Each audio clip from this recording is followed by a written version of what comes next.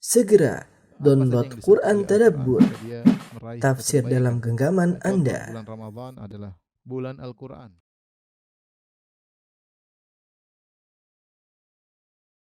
Bismillahirrahmanirrahim. Assalamualaikum warahmatullahi wabarakatuh. Alhamdulillahi ala ihsani wa syukru lahu ala taufiqihi wa amtinani. Asyhadu an la ilaha illallah wahdahu la syarika lahu ta'ziman li sya'ni wa asyhadu anna Muhammadan abduhu wa rasuluhu da'ila ridwani. Allahumma salli alaihi wa ala alihi wa ashabihi wa ikhwani. Para dokter yang dirahmati oleh Subhanahu wa taala, kita melanjutkan bahasan kita tentang hadis-hadis Al-Arba'in Nawawiyah. Dan kali ini kita akan bahas suatu hadis yang merupakan landasan bagi para hakim dalam berhukum, ya, menjalankan permasalahan-permasalahan dalam pengadilan, ya. Hadis ini diriwayatkan dari Ibnu Abbas radhiyallahu anhuma, anna Rasulullah sallallahu alaihi wasallam qala, itu hadis ke-33 dari Ibnu Abbas radhiyallahu anhuma, bahwasanya Rasulullah SAW bersabda, "Lau yu'tan nasu bidakwahum," kalau orang-orang diberikan sesuai dengan pengakuan mereka, ladda'a rijalun, lau yu'tan nasu bidakwahum ladda'a rijalun amwala qaumin wa dima'ahum. Maka akan ada sebagian orang yang mengaku-ngaku untuk mengambil harta suatu kaum atau untuk menumpahkan darah kaum yang lain, yaitu ngaku-ngaku itu harta saya. Kalau langsung dikasihnya dia akan ngaku-ngaku ini harta saya, harta saya. Wa dima'ahum, atau dia mengaku bahwasanya keluarga kami telah dibunuh oleh kabilah fulan atau suku fulan, suku fulaniyah, seperti itu.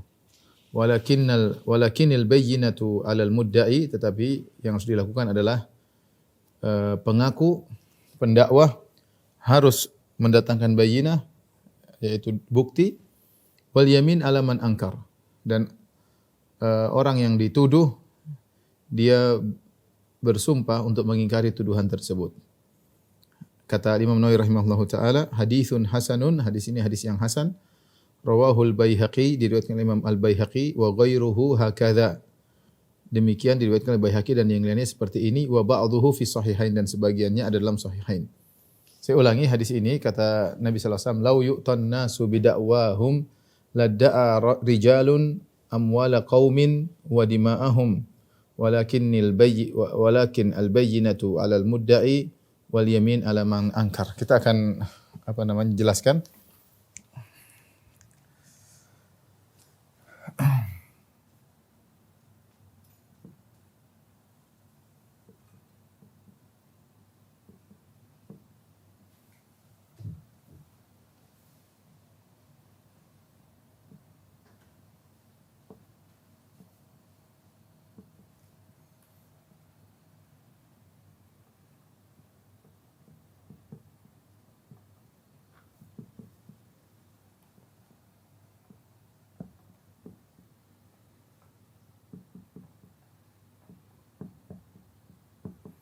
Kita artikan, seandainya manusia selalu dipenuhi tuntutannya, jika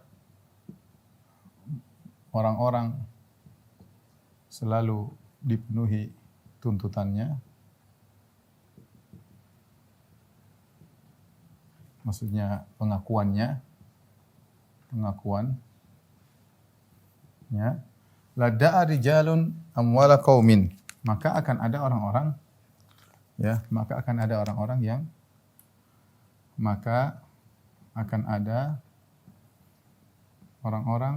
yang ngaku-ngaku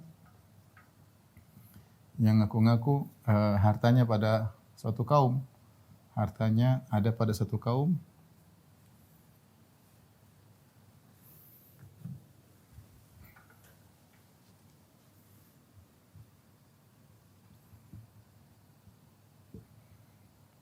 atau mengaku suatu kaum telah menumpahkan darah, mengaku darah pada kaum, darah yang harus dibayar pada suatu kaum. Walakin al-bayyinatu 'alal mudda'i, tetapi yang seharusnya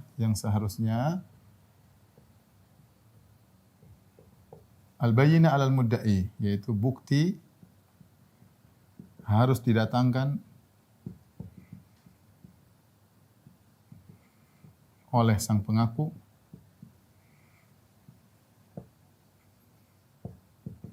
kemudian wal yamin 'alal man angkar, yang dituduh mengingkari dengan cukup yamin, dengan sumpah. Ini asal hadis berkaitan dengan masalah qadha, masalah hukum ya.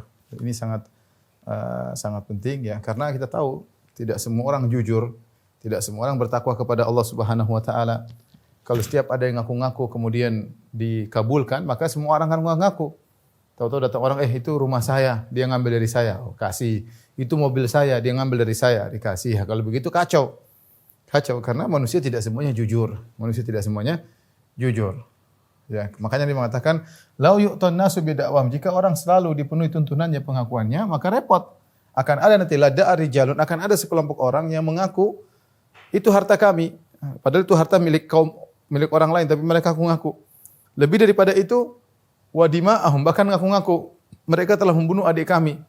Yang bunuh si fulan, maka harus ditegakkan kisos. Repot. Akan banyak ngaku itu harta dia diambil orang, atau ngaku itu dia pinjam uang enggak bayar-bayar, banyak pengakuan. Atau si fulan telah memukulku, si fulan telah melukaiku, kejadiannya 10 tahun yang lalu, atau si fulan telah membunuh adikku, akan banyak pengakuan-pengakuan. Maka ada aturannya. Aturannya apa? Yang seharusnya aturannya al-bayyinatu 'alal mudda'i. Kalau gitu yang mengaku-ngaku disebut al-mudda'i, Ini al-mudda'i. Pengaku, dia harus datangkan bayyinah, al-bayyinah, ya. Pengaku harus mendatangkan bayyinah. Harus datangkan bukti. Dalam bahasa Arab al-bayyinah. Adapun yang tertuduh, wal yamin 'ala man angkar. Yang tertuduh, dia dituduh, ya, maka dia tidak perlu mendatangkan bukti bahwasanya saya bebas. Tidak, dia berada di posisi yang kuat. Maka dia cukup, yang tertuduh cukup al-mudda'a alaih. Yang tertuduh cukup bersumpah. Demi Allah tidak benar, ya. Cukup bersumpah. Kenapa yang mengaku harus datangkan bukti sementara yang dituduh cukup bersumpah? Karena yang mengaku dia menunjukkan suatu hukum yang keluar daripada hukum asal. Hukum asal misalnya, saya punya mobil. Saya lagi naik mobil tersebut. Datang orang bilang itu mobil saya. Diambil oleh dia. Ada orang ngaku itu mobil dia. Zahirnya apa? Zahirnya ini mobil saya yang pakai. Zahirnya mobil saya yang pakai. Dia ngaku-ngaku, ya. Berarti posisi saya kuat. Hukum asal, apa yang saya pegang itu milik saya. Dia sekarang mendakwahkan, mengaku suatu perkara yang keluar daripada hukum asal. Ya, hukum asal. Maka dia harus mendatangkan bukti. Ya, seperti ada seorang tinggal di rumahnya tenang. Tahu-tahu ada yang ngaku, ini rumah saya. Ini rumah bapak saya, ini rumah nenek moyang saya. Loh, mana buktinya? Ya, dia harus datangkan bukti. Lah, kamu yang mana buktinya ini rumahmu? Enggak, saya hukum asal ini rumah milik saya karena saya tinggal di sini. Nah, kamu yang nuduh-nuduh harus datangkan bukti. Kalau saya cukup mengatakan demi Allah bukan milikmu. Ya. Jadi dalam setiap ada tuduhan dan tuduhan-tuduhan, maka yang mengaku harus datangkan bukti karena dia berada di posisi yang lemah. Kenapa dia harus mendatangkan bukti? Karena dia berada di posisi yang lemah.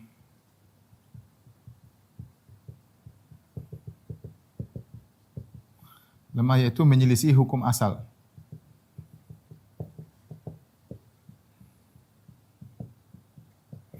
Adapun yang ini dia cukup sumpah. Kenapa? Karena dia berada di posisi yang kuat. Posisi yang kuat sehingga cukup sumpah. Jika ternyata al-mudda'i yang mau mengaku bisa mendatangkan bukti, maka selesai urusan, ya. Maka selesai urusan, tidak perlu Ya sudah, berarti dia menang. Dia bisa bukti, nih mobil saya, ini buktinya, buktinya ini saya punya bukti ya. Kecuali ternyata ini juga punya bukti, dia punya surat sama-sama mobil, nah ini harus diperiksa. Tapi kalau ternyata si pengaku mendatangkan bukti, maka dia boleh mengambil haknya. Dia boleh mengambil haknya. Ya. Timbul pertanyaan, ketika sang pengaku tidak bisa mendatangkan bukti. Ketika sang pengaku tidak, dia bilang, ini mobil saya, mana buktinya? Mana surat jual belinya? Enggak ada, belum pindah nama. Nah ini kenapa kau bilang milik kamu? Ya pokoknya itu milik saya. Dia itu ngambil, pinjam enggak kembalikan lah. Mana buktinya ini milik kamu? Enggak ada buktinya. Terus gimana? Ya sudah, kamu enggak bisa ngambil ya. Kalau gitu suruh dia bersumpah. Suruh orang ini bersumpah bahwa itu bukan mobil dia. Suruh dia bersumpah. Kata para ulama, apakah dia wajib bersumpah untuk mengatakan ini mobil saya? Untuk membantah penuduh tersebut? Ada khilaf di kalangan para ulama. Ya, jadi masalahnya jika al-mudda'i pengaku pendakwah tidak bisa mendatangkan bukti,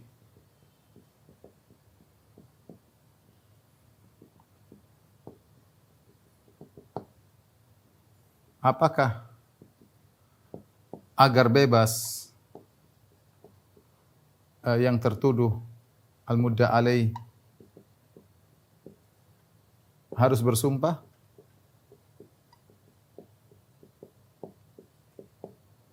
Ada khilaf di kalangan para ulama. Khilaf. Ada yang mengatakan dia tetap harus bersumpah supaya dia bebas. Dua pendapat, ada yang mengatakan ya tetap harus bersumpah agar bebas, ya tetap harus bersumpah. Pendapat yang kedua mengatakan tidak harus. Karena tidak punya bukti, tidak usah. Tidak usah bersumpah. Kalau gitu nanti permalukan. Ada ustadz dituduh, ada pejabat dituduh, ada penguasa dituduh, ada orang baik-baik dituduh. Sehingga dia harus bersumpah, saya tidak. Enggak perlu. Kecuali memang yang benar pendapat ini, dia disuruh bersumpah kalau memang ada suatu hal yang mencurigakan. Ada hal yang mencurigakan, ternyata mereka berdua pernah punya muamalah, mereka pernah bareng-bareng. Kalau ada yang mencurigakan, baru yang tertuduh disuruh bersumpah agar dia bebas dari tuduhan tersebut. Dia mengatakan, demi Allah, saya tidak melakukannya. Demi Allah, ini barang saya. Dia nuduh dengan tuduhan palsu. Maka bebas. Bebas.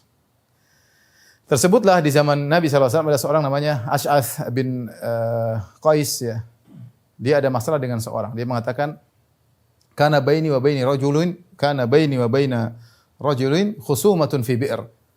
Ada masalah saya dengan seorang, kita ribut tentang masalah sumur. Sumur dulu harta yang baik di kota Madinah, sumber air, apalagi ada sumur air yang jernih ya. Maka ribut, masing-masing mengatakan ini punya saya ribut. Saya ribut dengan dia. Fakhtasamna ila Rasulillah sallallahu alaihi wasallam. Maka kami pun mengadu kepada Nabi sallallahu alaihi wasallam. Ya. Maka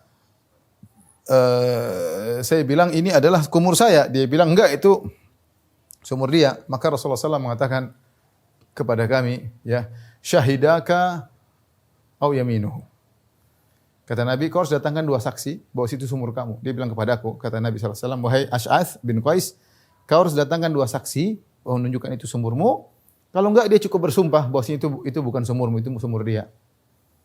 Ya, karena dia yang dituduh. Sumur, kamu menuduh itu sumur kamu, sementara sumur ada pada dia.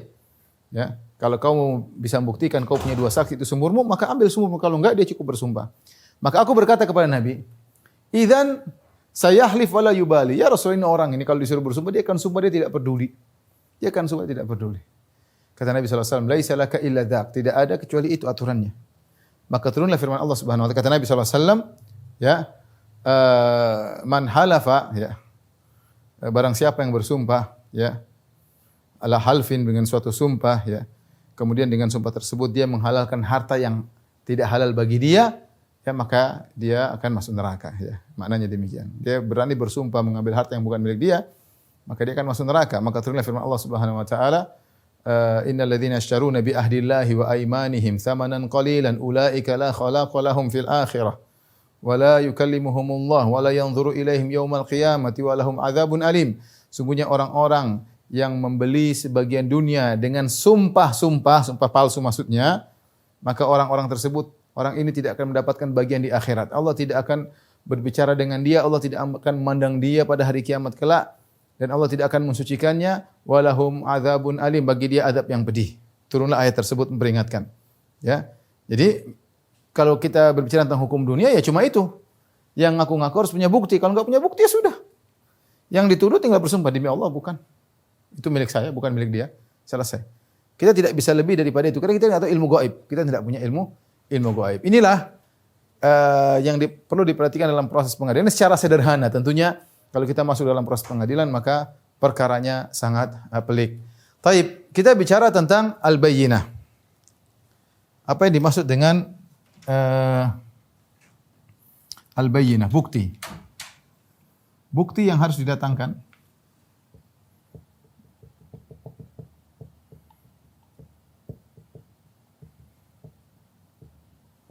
Ini umum, mencakup seluruh petunjuk. Ya. Umum, mencakup seluruh petunjuk. Seluruh petunjuk atau indikator, ya, indikasi, ya, dan lain-lain, ya, yang bisa mengungkap perkara,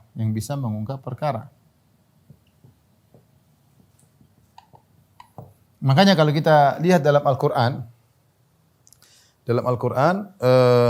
terkadang bukan digunakan bayinah secara jelas. Kalau bayinah jelas ada ini, ada anu, jelas ada bukti-bukti tertulis namanya bayinah. Terkadang tidak sampai pada derajat bayinah, tapi hanya qarinah. Qarinah itu indikator atau indikasi. Meskipun tidak pasti, tapi indikasi ini kuat. Indikasi ini kuat. Contoh, dalam Al-Quran Allah sebutkan dalam kisah Nabi Yusuf alaihissalam, beberapa indikator digunakan meskipun tidak ada kejelasan yang kuat, tetapi indikasi-indikasi tersebut menunjukkan akan terungkapnya suatu perkara. Contoh seperti ketika Nabi Yusuf alaihissalam dibawa oleh jadi Allah sebut dalam Al-Quran beberapa kisah yang di sana digunakan indikasi sebagai pengganti bayinah, seperti ketika Allah bercerita tentang kisah kakak-kakaknya Yusuf yang kemudian bawa lari Nabi Yusuf alaihissalam, kemudian dimasukkan dalam sumur, kemudian dijual menjadi seorang budak, dibeli oleh seorang bangsawan di Mesir. Kemudian kakak-kakaknya ini lapor kepada bapak mereka Nabi Yakub, bahwasanya adik kami dimakan oleh serigala, ya. Adik kami dimakan oleh serigala. Makanya kata Allah, waja'u ala qamisihi bidamin kadzib. Maka mereka melumuri melumuri baju Nabi Yusuf, dibuka, dikasih darah kambing atau darah yang lain. Mereka mengatakan ini darah Nabi Yusuf karena Nabi Yusuf diterkam oleh serigala, sehingga mereka pura-pura nangis, ya.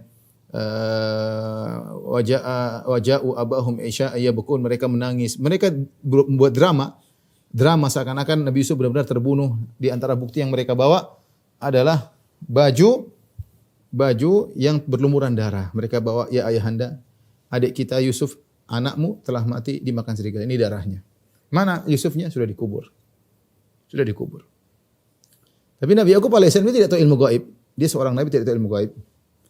Tapi dia perhatikan, dia melihat bahwasanya darah itu bukan darah manusia. Tentu dia tahu darah manusia dengan darah hewan. Kemudian dilihat juga pada jubahnya tersebut, jubah Yusuf tersebut tidak robek-robek.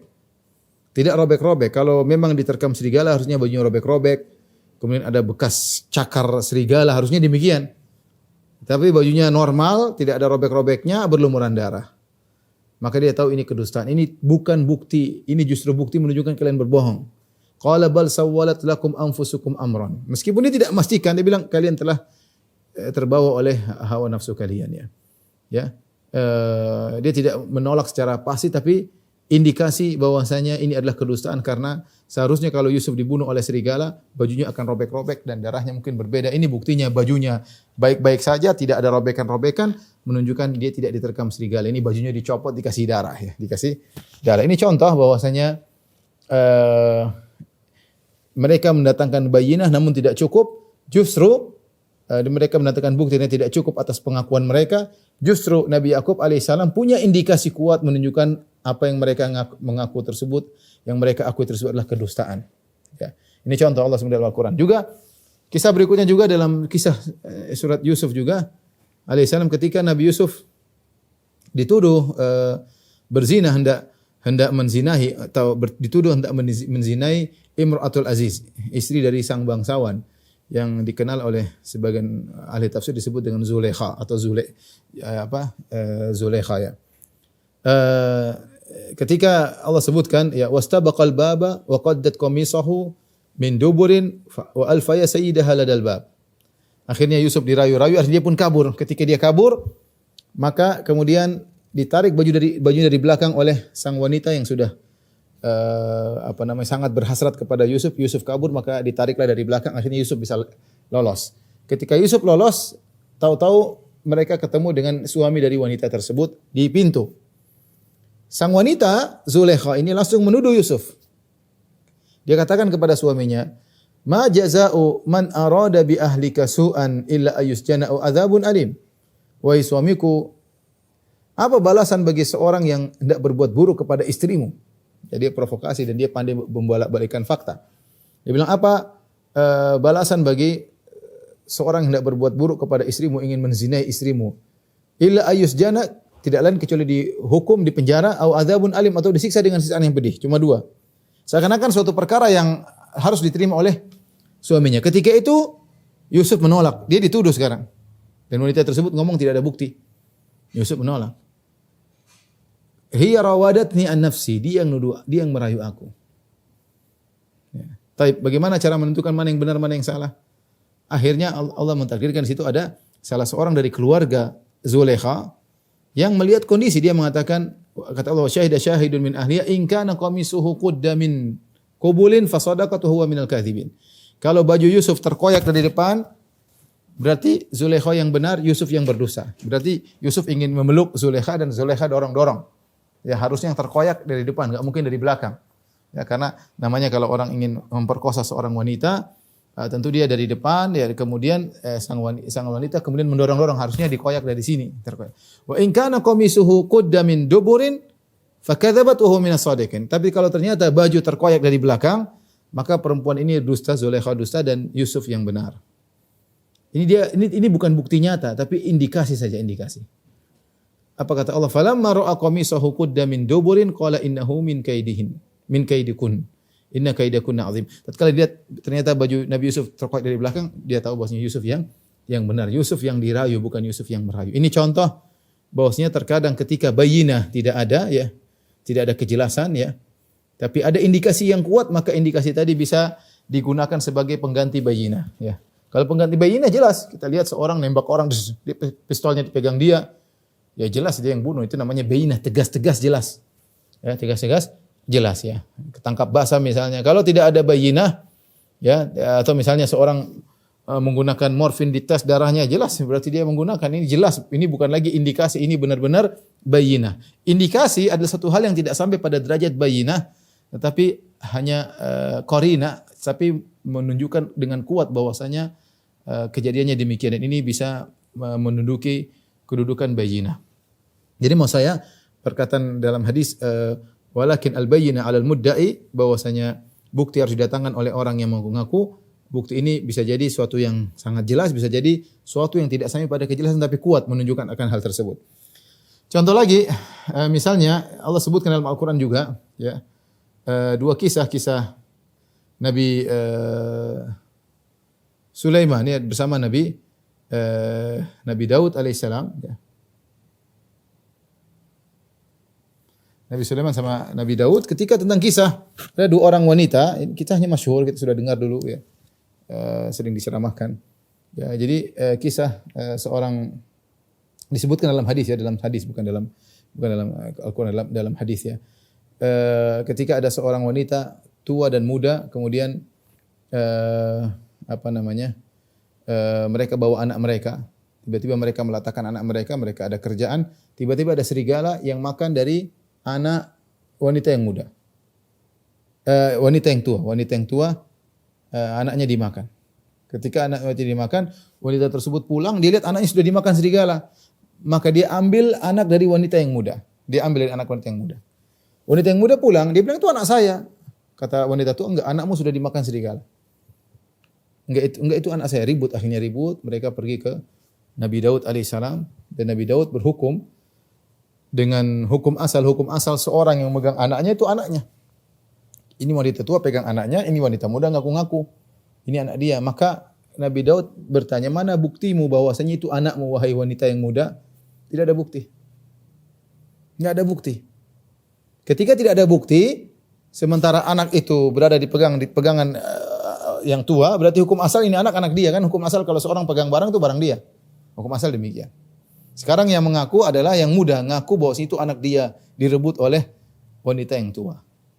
Daud alaihissalam tidak tahu ilmu gaib, dia mengatakan itu anak yang tua. Akhirnya ketika mereka keluar, mereka ketemu Nabi Sulaiman alaihissalam masuk dalam permasalahan tersebut, dalam problematika tersebut, maka Nabi Sulaiman punya hukum tersendiri. Allah mengatakan fafahamnaha Sulaiman, kami jadikan Sulaiman lebih paham. Dalam hal ini Sulaiman alaihissalam lebih paham daripada Nabi Daud alaihissalam. Ya. Nabi Daud berhukum tidak salah karena secara aturan hukum itu sudah benar. Yang mengaku harus mendatangkan bukti. Ketika yang wanita muda tidak mendatangkan bukti, berarti kemenangan dipegang oleh wanita yang tua. Dia tinggal bersumpah, ini anak saya, selesai. Ini anak saya. Demi Allah ini anak saya, selesai.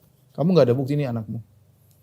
Maka Nabi Sulaiman alaihissalam menggunakan cara tersendiri, indikasi tidak sampai pada tidak ada kejelasan bayinah, enggak ada. Tapi Nabi Sulaiman mengatakan begini aja. Daripada kalian berdua ribut, ambilkan saya pisau, saya ingin belah ini anak menjadi dua. Daripada kalian ribut, satu buat yang tua, satu buat yang muda. Dibelah aja. Ya. Akhirnya wanita yang muda, kalau yang tua dibilangnya enggak apa-apa. Karena bukan anak dia. Dibelah, mati ya sama-sama, kita sama-sama sengsara, sama-sama enggak punya anak. Biasanya orang kalau sedih pengin yang lain juga sedih. Ya. Ketika hal tersebut dinyatakan oleh Nabi Sulaiman, maka wanita yang muda mengatakan enggak itu anak yang tua. Itu bukan anak saya. Jangan dibelah itu anak. Itu anak yang wanita yang tua. Wanita yang tua diam aja.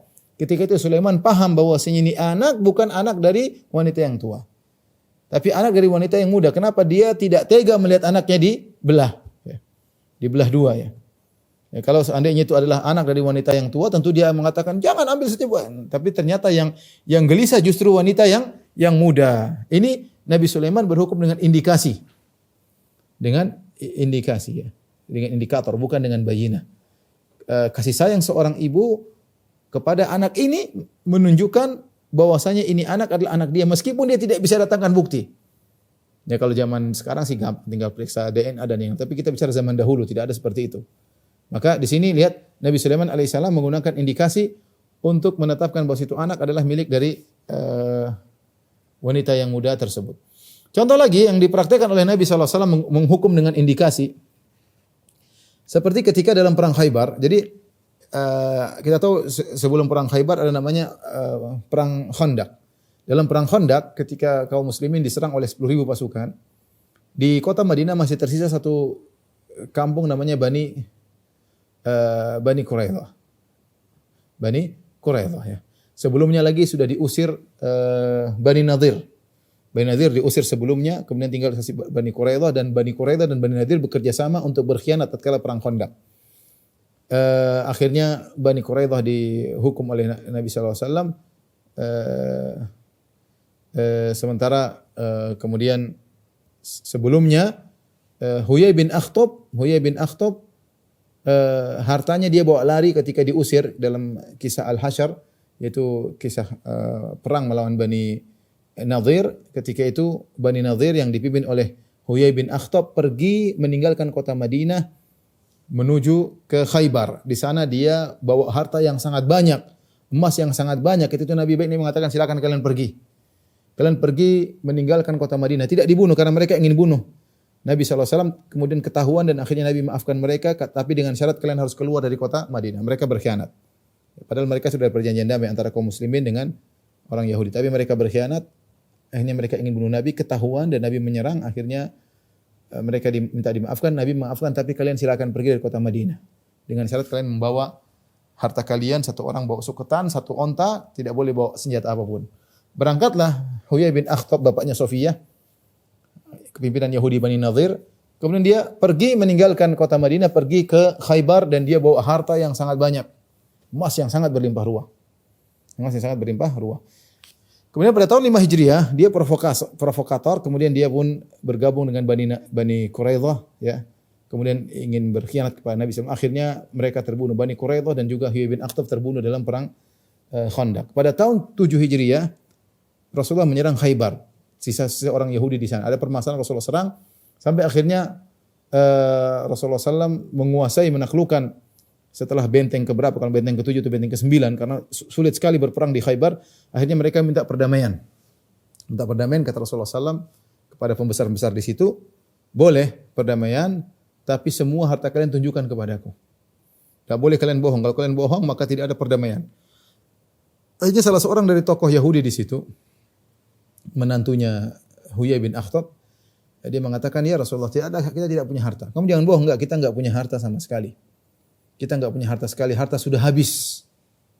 Ketika dia mengatakan harta sudah habis, Nabi tahu dia bohong. Tapi Nabi tidak bisa memastikan dia bohong, tapi Nabi menggunakan indikasi. Ya. Nabi menggunakan indikasi, kata Nabi SAW, al-ahdu qarib wal malu kathir. Bagaimana kau bilang hartanya Huyai bin Akhtab sudah habis, padahal dia baru saja meninggal ke kota Madinah. Harta terlalu banyak dan masa untuk menghabiskan harta tersebut terlalu sempit. Ya, artinya itu harta mungkin baru bisa habis kalau 10 tahun. Ini baru beberapa tahun atau beberapa bulan. Kau bilang harta sudah habis. Ini Nabi menggunakan apa? Nabi tidak punya bukti untuk menuduh dia dusta. Tapi Nabi punya indikasi. Indikasinya harta yang dibawa itu sangat banyak. Sementara masa antara tewasnya Huyai bin Akhtab dengan perang Khaybar sekitar 2 tahun kurang lebih. Artinya 2 tahun tersebut tidak cukup untuk menghabiskan harta tersebut. Kata dia, sudah habis ya Rasulullah. Ingat, kalau kau bohong, kau dibunuh. Kata dia, sudah habis. Rasulullah bilang, enggak, coba cari. Tidak mungkin, karena hartanya terlalu banyak. Waktu al-ahdu qarib, wal malu kathir. Harta banyak, waktu cuma senjangnya, selanya cuma sedikit. Akhirnya dicari, ada seorang wanita ngaku-ngaku, saya lihat di situ. Ternyata ketahuan banyak harta banyak. Akhirnya Nabi bunuh orang tersebut karena dia berdosa. Di sini, maksud saya Nabi SAW menuduh tidak menggunakan bayinah, tapi indikasi.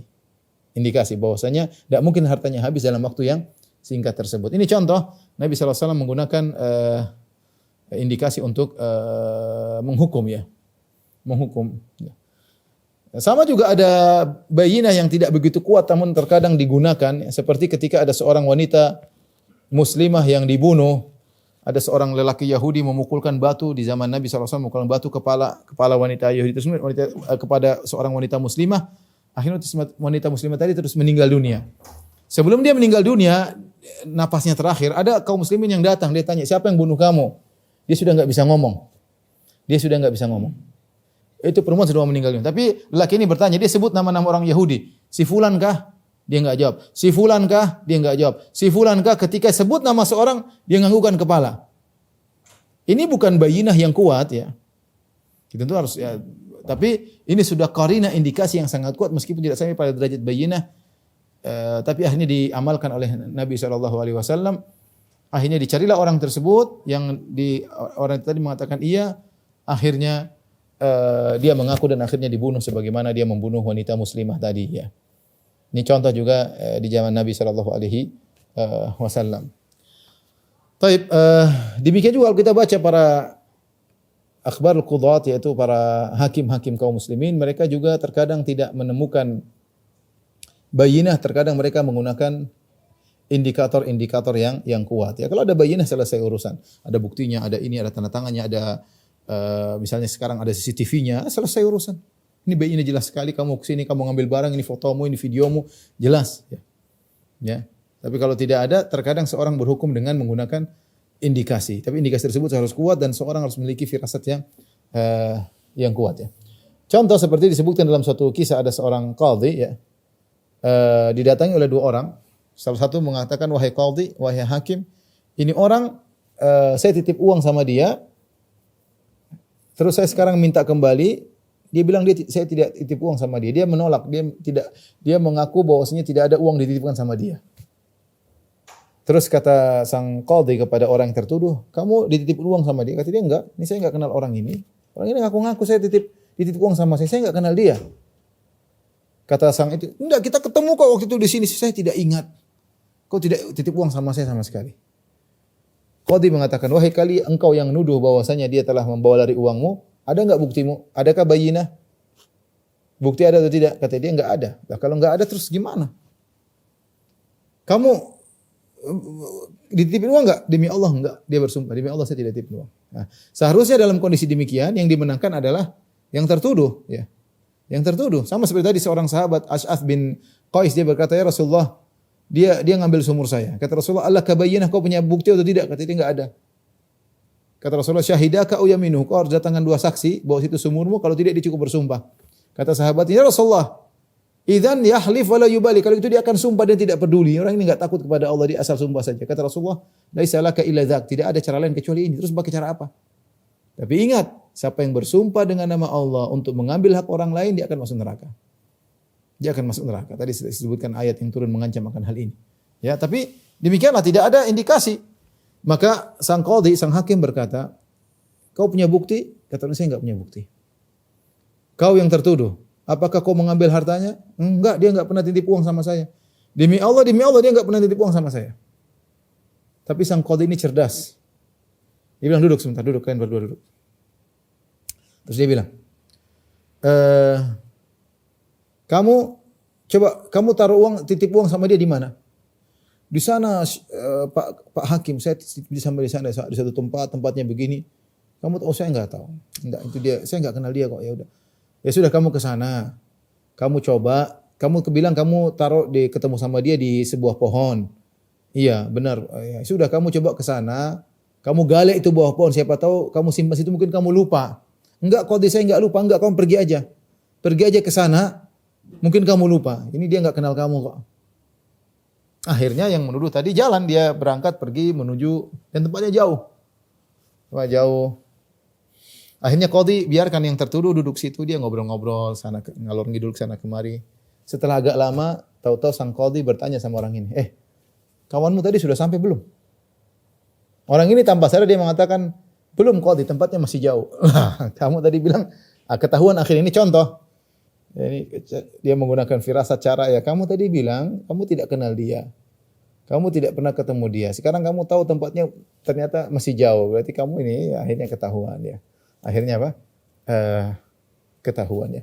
Ini antara trik-trik sebagian hakim dalam menghadapi permasalahan ketika misalnya tidak ada bukti yang tegas yang menunjukkan akan permasalahan tersebut, ya. Demikian juga saya pernah membaca Syekh Atiyah Salim rahimahullahu taala, muridnya Syekh Muhammad Al-Amin Syinqiti. Dia adalah hakim di kota Madinah. Madinah, dia bercerita tentang suatu kasus, yaitu ada 4 orang intinya menuduh kawannya membawa lari uang mereka. Yang dituduh mengatakan, "Saya tidak kenal mereka." Ada bukti bahwasanya kami telah menitipkan uang pada si fulan. Intinya masalah keuangan. Kami menitipkan uang kepada si fulan dengan jumlah sekian-sekian, ada nomor KTP-nya, nomor iqamahnya. Nomor iqamahnya, ada namanya. Namanya misalnya Joni atau siapa gitu. Tanda tangan semua segalanya. Nah, akhirnya mereka bilang, "Ya hakim, kami ini Joni kami hadirkan. Kami titipkan uang dan dia tidak mau kembalikan. Ini bukti tanda tangan dia, ada nama dia Joni." Hakim bilang, "Kamu Joni?" "Oh, saya bukan Joni. Nama saya Yahya misalnya. Nama saya Yahya." "Loh, kamu Yahya?" "Ya, ini itu bukan, saya enggak kenal mereka. Ini siapa ini? Joni ini siapa? Saya enggak kenal." "Mana KTP-mu?" Dia keluarkan. KTP-nya Yahya. Repot, ya. Repot gimana? Teman-temannya bilang, "Enggak, ini Joni, hakim dia ini. Memang dia namanya beda dengan di KTP, beda, ya. Tapi dia yang tanda tangan, tulisannya sama, itu tanda tangan semua." "Enggak, saya enggak kenal mereka. Nama saya Yahya, ini KTP saya." Bingung, ya. Sang hakim itu Syekh Atiyah Salim rahimahullahu taala, dia cerita, zahirnya orang ini benar, sudah ini jelas gimana KTP-nya. Kalau saya sebagai hakim saya biarkan, ya sudah. Ini 3 orang ini bohong, enggak ada buktinya. Ini orang punya KTP, masa dia bohong? Ini KTP yang jelas, KTP ini dibuat dengan apa? Akte kelahiran dan macam-macamnya, ya. Yang 3 bilang, "Enggak, Syekh, itu dia bohong. Memang nama kita di antara kita beda dengan nama KTP beda." Intinya saya enggak kenal mereka, Syekh. Ini 3 orang saya tidak kenal. Akhirnya apa yang dilakukan Syekh? Sudahlah, akhirnya diberhentikan permasalahan. Mereka ngobrol. Akhirnya Syekh tiba-tiba bertanya, ini orang kadang-kadang ketika ditanya dengan tiba-tiba dia lepas kontrol. Maka Syekh tanya, ini waktu akad di mana? Di Madinah atau di Riyadh? Kata dia di Riyadh. Dia ngaku di Riyadh. Nah, itu ya, ente bohong, ternyata ini akad beneran, ya. Ternyata engkau benar-benar berakad dengan mereka Buktinya kau ngaku di Riyadh. Harusnya dia bilang, oh saya nggak tahu menau di Riyadh. Dia nggak ngerti sih harusnya. Tapi karena ditanya dengan tiba-tiba, maka apa namanya? Akhirnya dia ngaku. Saya juga pernah dengar cerita dari guru saya, ada seorang hakim juga. Jadi kadang mereka menggunakan indikasi. Kalau bayinah nggak ada, tidak mengapa menggunakan indikasi sebagai pengganti bayinah. Seperti pernah terjadi kasus pembunuhan. Tertuduh ada 20 orang atau banyak orang tertuduh. Pokoknya semua yang didatangkan 20 orang. Maka semua tidak ada yang mengaku, tidak ada yang ini. Pokoknya akhirnya sang hakim menggunakan cara, dia suruh bawa pergi 20 orang ini. Bawa pergi 20 orang, naik bis pergi ke mana? Mungkin berkilo-kilo suruh pergi jauh. 20 orang, saya lupa berapa jumlahnya, tapi guru saya cerita, intinya taruhlah 20 orang. 20 orang tertuduh tersebut ketika naik bis, yang paling semangat satu orang paling semangat. Paling semangat naik bis. Yang lain santai-santai aja, yang satu paling semangat duluan. Seakan-akan lepas dari tuduhan, dia pun pergi. Setelah beberapa jam balik lagi bis tersebut untuk pergi ke pengadilan. Ketika pergi dan Syekh mengikuti, ketika datang ke pengadilan, yang lain semua segera ke pengadilan, yang satu ini paling lambat ya. Kayaknya dia ini yang bermasalah, dia yang paling lambat. Turun paling terakhir, tadi kalau pergi dia paling cepat, kalau balik ke pengadilan dia paling lambat. Sehingga Syekh ada firasat kayaknya ini orang ini. Kayaknya orang ini yang melakukan kriminal ya. Akhirnya dikumpulkan lagi. Intinya kemudian dikumpulkan, Syekh sibuk dengan urusan banyak urusan permasalahan yang lain. Tiba-tiba dia kasih pertanyaan dadakan kepada orang yang dia tuduh tadi ya. Intinya saya lupa pertanyaannya apa, intinya dia jawab ya. Itu masing-masing misalnya dia tanya itu yang terbunuh itu kulit hitam atau putih misalnya. Enggak sih dia agak putih, itu langsung ketahuan. Misalnya saya lupa pertanyaannya apa, tapi intinya dikasih pertanyaan dadakan sehingga dia agak lalai, akhirnya dia menjawab sehingga akhirnya ketahuan orang itulah yang membunuh. Ini intinya ikhwan dan akhwat yang dirahmati Allah Subhanahu wa taala, hadis yang merupakan pokok dalam bahasan masalah qadha ya. Oleh karenanya tidak semua orang boleh mengaku-ngaku ya. Orang ngaku-ngaku harus punya bukti. Kalau enggak punya bukti semua orang bisa mengaku ya. Semua orang bisa mengaku ya. Adapun kalau sebenarnya mengatakan kalau ada luqatah barang jatuh atau barang hilang. Ada barang hilang kemudian kita beri pengumuman ada barang hilang, siapa yang merasa punya barang hilang segera datang. Ada orang datang, dia bilang itu barang saya. Mana buktinya? Saya enggak punya bukti. Tapi saya tahu sifat-sifatnya. Sifatnya begini-begini. Nah, kalau dia tahu sifat-sifatnya kasih. Tidak perlu bukti kenapa? Karena barang ini enggak ada orang lain yang ngaku. Kalau ada 2-3 orang ngaku itu baru perlu bukti untuk bisa kita berikan. Kalau enggak ada yang ngaku, cuma dia saja yang ngaku, maka cukup dengan sifat-sifat, maka boleh kita kasih meskipun tidak sampai pada derajat bayyinah. Jadi intinya pengakuan butuh dengan bukti. Betapa banyak orang ngaku-ngaku tidak ada bukti. Ya, contoh orang-orang Yahudi Nasara mengaku kekasih Allah. Ya waqalatil yahudu wan nasara nahnu abna'ullah wa ahibba'uh. Berkata orang Yahudi Nasrani, kami adalah kekasih-kekasih Allah. Mana buktinya enggak ada? Justru bukti menunjukkan sebaliknya. Allah bantah dalam surat Al-Maidah, "Qul falima yu'adzibukum bidzunubikum." Kalau kalian kekasih-kekasih Allah, harusnya kalian tidak diadab oleh Allah. Buktinya nenek moyang kalian ada yang diadab, ada yang berubah jadi monyet, ada yang berubah jadi babi. Berarti kalian bukan kekasih Allah. Bal antum basyarun mimman khalaq. Kalian sama seperti yang lainnya. Siapa bertakwa, maka dikasih oleh Allah. Siapa yang tidak bertakwa, dihukum oleh Allah.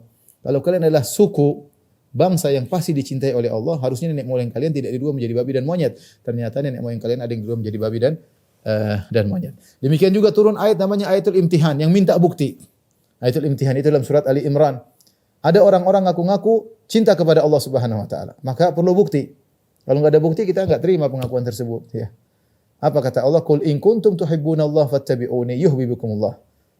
Ya, kalau kalian mengaku-ngaku benar-benar cinta kepada Allah, fattabi'uni, maka ittiba, ikutlah kepadaku.